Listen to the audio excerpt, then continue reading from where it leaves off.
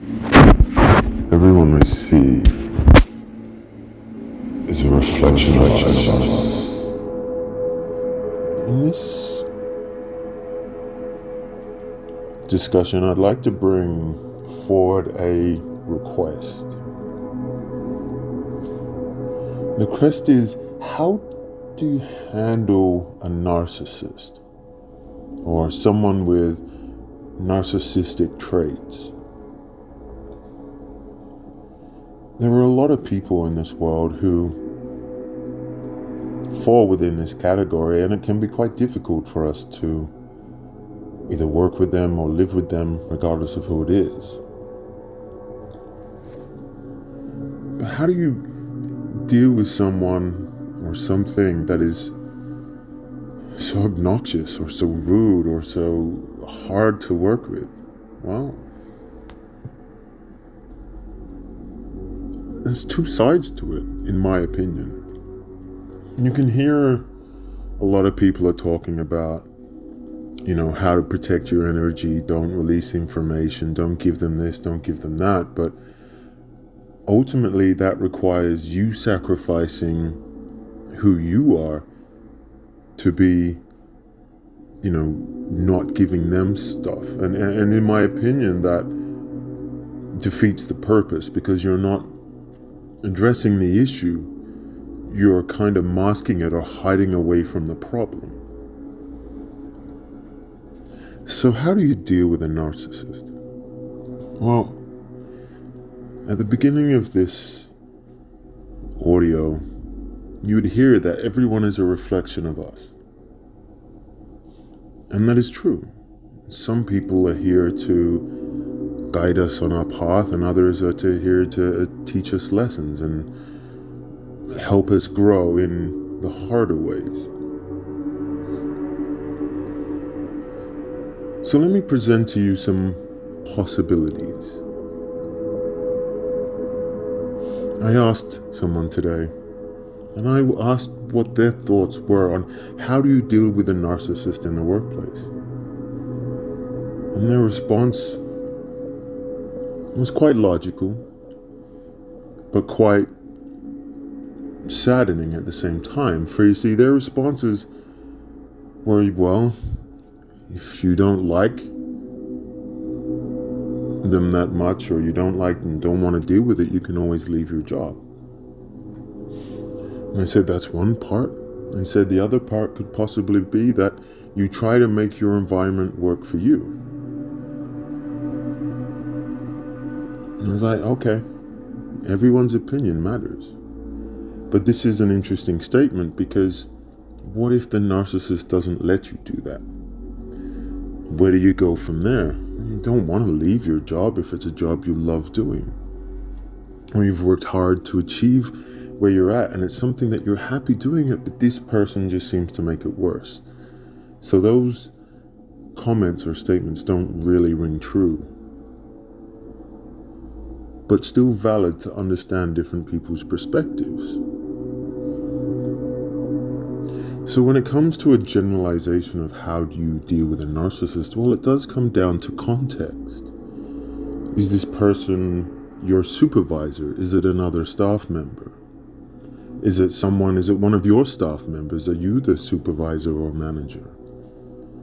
So if they are above you and they continuously take your praise, so to speak, so you create something that benefits or saves time or cost, and then you supply it to the supervisor or the person in charge, and they take all the reward and all the praise. For you see, for a narcissist, they love the limelight, they love the spotlight. It's all about them. They want all of that. And if you don't meet that, they don't like you. They put you down. They put you in your place, because you're not a part of their world, and it doesn't matter what you do, they will always put you down. So if they are your boss, that is context. If they are a fellow staff member, well, they can put you down in a way where it's condescending, or you're not good enough, or you're never going to equate to be anything. It could just be an emotional state that this person has. So the first thing to identify is the context of where does this person sit in relation to your status. And that is important, because then you can identify whether or not you place effort or value to this person. You see, my understanding and my core belief is that everyone is a reflection of us. So how do you deal with someone who is like that? Well, look at yourself. Is this a part of you that you're afraid to admit? Is there a part of you that just wants to get things done, doesn't want the limelight? Or is it a part of you to accept, to say that this is what I don't want to do? For something continuous happens over and over again repeatedly without fail or out change, then something either hasn't been learnt, hasn't been seen, or hasn't been rectified. So if we look at the narcissist for them, you have to ask yourself, are they hurting inside? What is their story? Have they lost and suffered? Do they place value from their parents and their childhood? So they've been raised and taught to be successful no matter who is in their way? Do they have an ego problem where it's an ego complex, where they must be better than everyone and they've been taught and raised that way? It's possible. And then you look at it and say, well, is it your responsibility to give them energy or your time? So apart from the context, the next one is to look at, is there a part of you that doesn't like what you see? What is it that makes you tick? You see, sometimes people try to identify what is wrong with the person and areas that they don't like about the person because it gets on their nerves. But you see, that's not addressing the root cause, because no one should ever bother you. You are placing your time and your focus and your energy on this person and the matters that bother you. So if we are a mirror reflection of everything, then what you're putting out to the universe every time you go to the place of work is, in your mind, you are projecting this person and this attitude. Therefore, it keeps happening. And it's a hard thing to get over. No matter what anyone tells you is the right way or the wrong way, there isn't. You have to look within yourself and find the root cause of what triggers you with this person. What is it that they say? What is it that they do that gets under your skin? Then identify within yourself, is it something that bothers you? Is there an underlying root cause that bothers you? Now, don't get me wrong, there are people in this world that are just not nice people. They have an attitude problem or an ego problem, and it's not your responsibility to change that. For you can't change someone who is stuck in that, who does not want to change. So ask yourself, are you trying to change that person? Or like before, are you trying to change your environment? Are you trying to see it with a different viewpoint where you hope it's a good day and they're not there, or that they change their approach? So you see, there are so many factors that relate to this problem, because I think people try to look at it and go, how can I make this work for me? Well, can you make it work for you? You don't have to go up to the person and try to heal them or fix them. But this is another way. You can identify that something is wrong with them. What happens if you ask them if they're okay? You go, are you okay? Is everything fine? What is their reaction? Are they approachable? This is another point about context. Is this person approachable? Can you offer this person love in a way where it's like throwing love bombs at them all the time? Does that make them aggressive? Does that make them angry or agitated? What is it that sets them off? So these, you see, are critical areas. It's not just one thing, it's multiple things.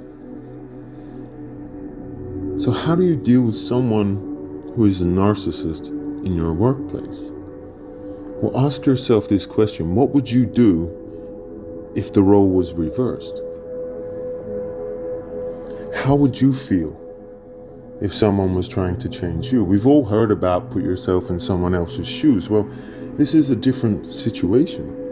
You're trying to figure out why this person is angry. Why is a narcissist the way they are?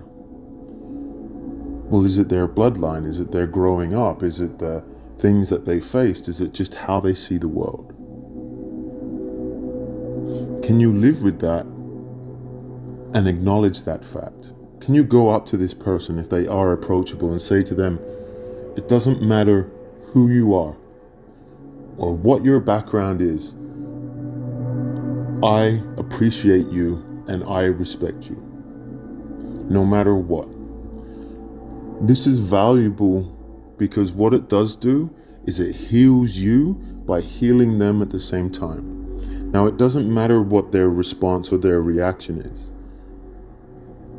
What this implicates and implies is that it doesn't matter whether you see yourself like this.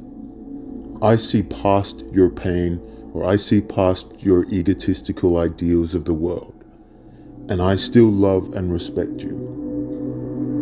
You are not lowering yourself by reducing it. You're not hiding away from the problem by saying, I'm not going to give you anything.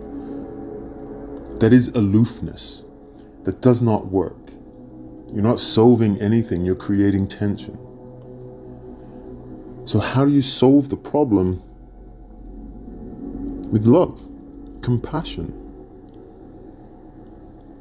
Even if they make him tick because they don't love it, what that's done to you is it's shown you that you now have the upper hand mentally inside your own psyche because you have forgiven them for who they are.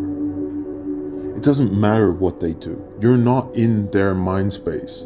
You're not in their life. Don't put yourself in their life, because once you're a part of their energy, you're not coming out. They will manipulate that. So you have to forgive that part of that person. For if that person is a reflection of you, then is there something, a part of you, that has not been healed also? So by healing this person, you're also telling yourself that you have love for those parts that you are not happy with. That person is a reflection.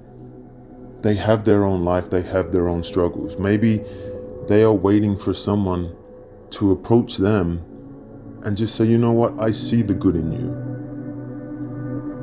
And you might show a different way, but I see the good in you.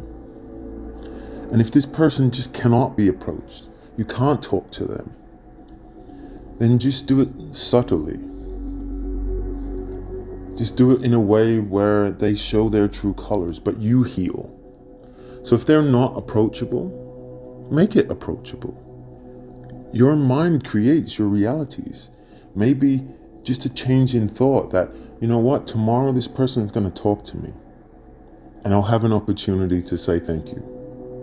And it might just be a sincere thank you. You might not have to go through the whole respect scenario, but a sincere thank you might be enough. Praise and glory and all this justification and I'm better than everyone, narcissistic views, there will always be people like that. So in my opinion, it's all about the energy of where you place it and where you place your thoughts around the scenario. Because if this person bothers you, then there's an underlying root cause somewhere within your trauma or your childhood that hasn't healed properly. It's not saying that it's negative or bad. It just means that it hasn't healed, for you're not able to see a negative or see an attack on your positivity and reflect that with love and creation and happiness and joy. Everything that is negative or a dilemma or a problem can be met with discussion, can be met with ideas and new abilities and new creations. So everything that comes up that gets under your skin is an area that needs to be healed, whether outwardly or inwardly. There's no need to protect yourself from information. Someone once said, I think they said on YouTube a lot of times, is, don't divulge information about yourself that potentially people can be like, why did they get paid more money than me? That falls into the context. What is the context? Does this person have more experience than you? Are they less experienced than you, but they get paid more money or less money? This comes into the context scenario. So you're gauging the point of, are they unhappy with something that you've done? So that's the context. That's not the solution. It's interesting because everything comes down to how you adopt the situation, how you approach the situation. If it makes you feel uncomfortable, you need to figure out why. And place your energy and your focus inwardly upon yourself. And then by healing yourself, you can heal others. Or the situation can change. If you don't want that person to work there and they continuously work there, you can't wish bad upon that person. For they must be there to teach us a lesson. Or maybe you're there to heal this person through your lessons. Or maybe you're there just to witness something. Be an observer. Don't put your energy and your focus into the situation. This is the context. But don't put your ego into it. Put your mind and your thoughts and your observations and feelings and energy. Feel what's going on. Is it a negative vibration when you see this person?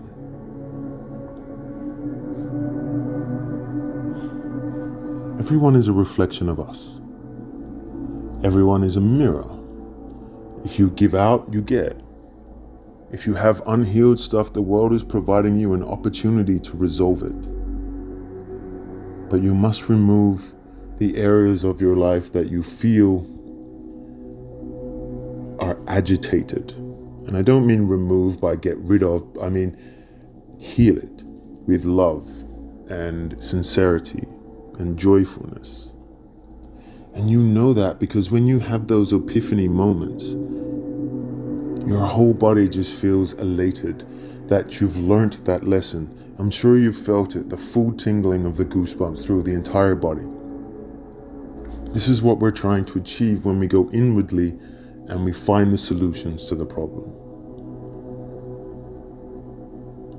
So my understanding may or may not be true. I'm not here to say I'm a psychologist or a professional in the matter. I'm here to offer you an outside-the-box solution, one that may or may not work, but provides a different context. So I ask you, have a look at the areas inside yourself that is a reflection of this. And can you love that person regardless of their problems? Do you know someone that you find it hard to love, or that you have forgotten to give love to? Have they hurt you? Do you have a problem with success, or you just want to get through the day? Is the universe trying to tell you those factors? So at the end of the day, you look at the values and the principles and the areas within your own life, especially the working life, if they are in your work environment, which is what we're talking about. So that's critical. If it's someone at home, it's going to be the same situation, but a little bit different. So unless someone wants to know about that, we can talk about that another time. Peace and love is always going to heal. But you can put so much of that out there towards people, and they'll shrug it off. Because you can put out peace and love, but with the false intent. Because if you yourself have not healed those aspects, then it does not work. So these are my thoughts on how to deal with a narcissist. So I leave you with peace and love, and try something new.